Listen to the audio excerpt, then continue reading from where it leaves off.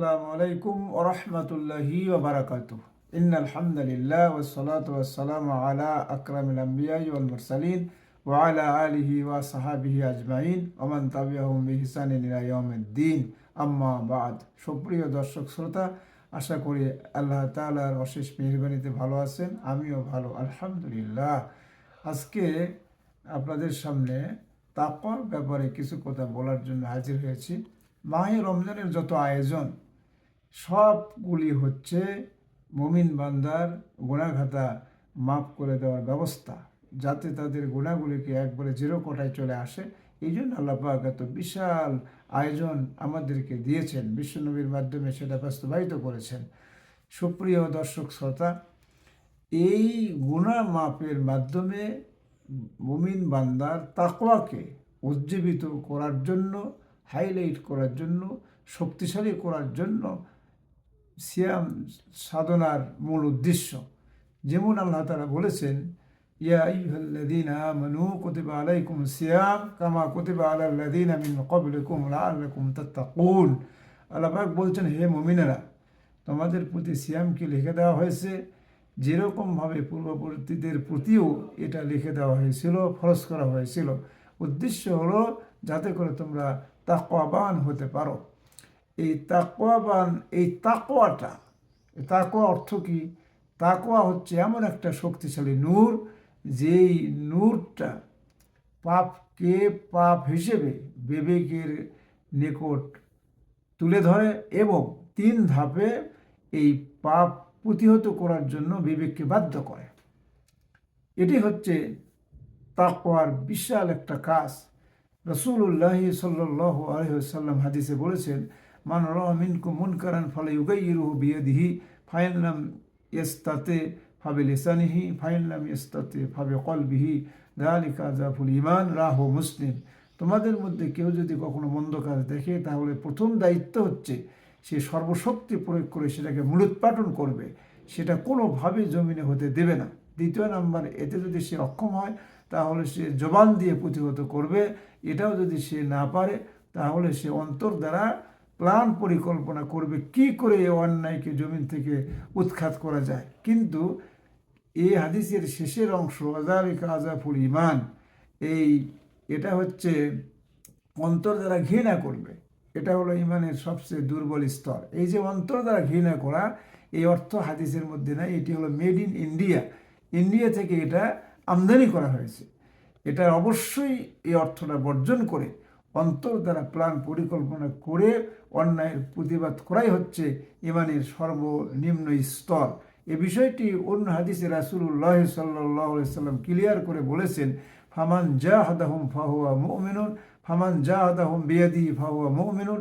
যে ব্যক্তি সর্বশক্তি দিয়ে অন্যায় প্রতিহত করার জন্য প্রচেষ্টা করবে সে হলো মুমিন। ফাইন জাহাদাহুম বিলিসানিহি, জবান দ্বারা অন্যায় প্রতিহত করার জন্য প্রচেষ্টা চালাবে সে হলো মুমিন। আর যে ব্যক্তি অমান জাহাদাহুম বিকলবিহি, অন্তর দ্বারা খেয়াল করবে, পরিকল্পনা করবে কি করে এই অন্যায়কে প্রতিহত করা যায়, ফাহুয়া মুমিনুন। এই 3টে স্তরের মধ্যে যারা থাকবে এরাই হলো মুমিন। ওয়ালাইসা যালিকা ওয়ারা মিনাল ঈমানি হাব্বাতু খারদালিন। এই 3 স্তর ছাড়া ঈমানের সরিষা পরিমাণও আর কোনো স্তর নেই। বন্ধুগণ আমার, এই নবীর কোরআনের মধ্যে তাকওয়া বা মুত্তাকি কাদেরকে বলা হয় উনি সুন্দর করে বলেছেন, 3টা গুণ একত্রিত করলে যার ভেতর পাওয়া যাবে সে হলো মুত্তাকি। 1 নম্বর হচ্ছে আল্লাহ তাআলা যা নিষেধ করেছেন তা একবারে বর্জন করতে হবে। 2 নম্বর হচ্ছে যা করতে বলেছেন তা করার জন্য প্রাণপণ চেষ্টা করতে হবে। আর 3 নম্বর হচ্ছে আল্লাহকে আনলিমিটেড ভয় করা, প্রচুর পরিমাণে ভয় করা।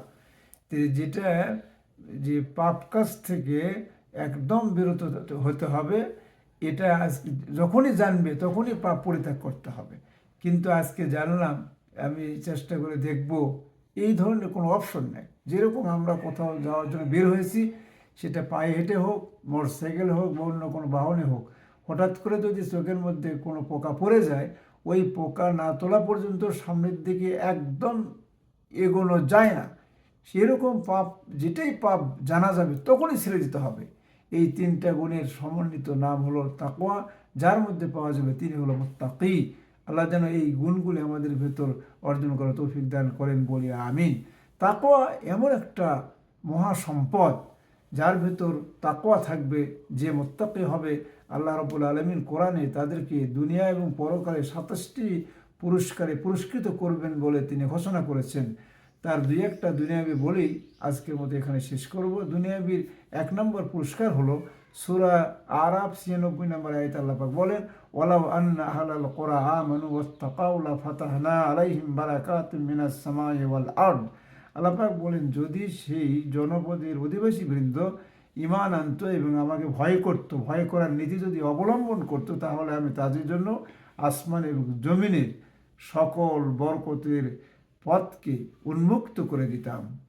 কি তাহলে আসমান জমিনের বরকতের দ্বার কি? তাফসীরের কিতাবের মধ্যে এসেছে, আসমান থেকে আল্লাহ পাক বৃষ্টি দিতেন, বরকতময় বৃষ্টি, যে পানির ভিতরে, যে বৃষ্টির মধ্যে থাকবে না কোনো বিদ্যুতের গর্জন, কোনো ভয়ভীতি, ঝড়, কিছুই থাকবে না, নীরব বৃষ্টি হবে। আর দিনের বেলা আল্লাহ তাআলা সূর্যের আলো দিয়ে মানুষকে এত সুন্দর পরিবেশে ফসলাদি উৎপাদনের যাবতীয় কল্যাণকর দিক আল্লাহ পাক সহযোগিতা করবে, মানুষ সুখে শান্তিতে খায় পরে জীবনযাপন করতে পারবে। 2 নম্বর উপকারিতা হলো ওয়ামান ইয়াত্তাকিল্লাহা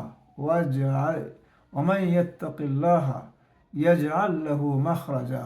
আল্লাহ পাক বলেন, যে বা যারা আল্লাহকে ভয় করবে, আল্লাহ পাক তাদের বিপদ আপদ থেকে মুক্তির পথ বের করে দিবেন। আল্লাহ পাক তাকে বিপদ আপদ থেকে নিষ্কৃতি দান করবেন। যেরকম আউফ বিন মালিক আশজাই রাদিয়াল্লাহু তাআলা আনহু, তার এক সন্তান এক পাল ছাগল নিয়ে পাতারে চলে গেল। ওখান থেকে খবর আসলো যে ডাকাত দল তাকে অ্যারেস্ট করে সবগুলি তার কাছ থেকে ছিনতাই করে নিবে বলে তারা প্ল্যান পরিকল্পনা করেছে। এই খবর যখন বাসায় আসলো, তার মা কান্নায় ভেঙে পড়লেন। রাসূলুল্লাহ সাল্লাল্লাহু আলাইহি সাল্লামের নিকট যাওয়ার জন্য স্বামীকে তিনি অনুরোধ করলেন যে কি কোনো পরামর্শ আমাদের রাসূল সাল্লাল্লাহু আলাইহি ওয়াসাল্লাম দেয় কিনা।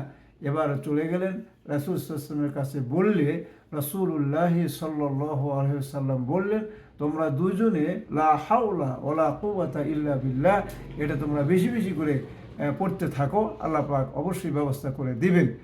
এবার বাসায় গিয়ে দুইজন মিলে এটা বেশি বেশি পড়তে ছিলেন। হঠাৎ করে ছেলে সব ছাগলগুলো নিয়ে বাসায় চলে আসলেন। দুইজন আনন্দিত হলেন, আল্লাহর শুকরিয়া আদায় করে বললেন, বাবা কিভাবে তুমি আসতে পারলে? তখন ছেলে বলল, যারা আমাকে অ্যারেস্ট করেছিল তারা আমার থেকে গাফেল হয়ে গেছে, কে কোথায় শুয়ে গেছে, অন্যমনস্ক হয়ে পড়েছে, ওই ফাঁকতে আমি চলে আসছি।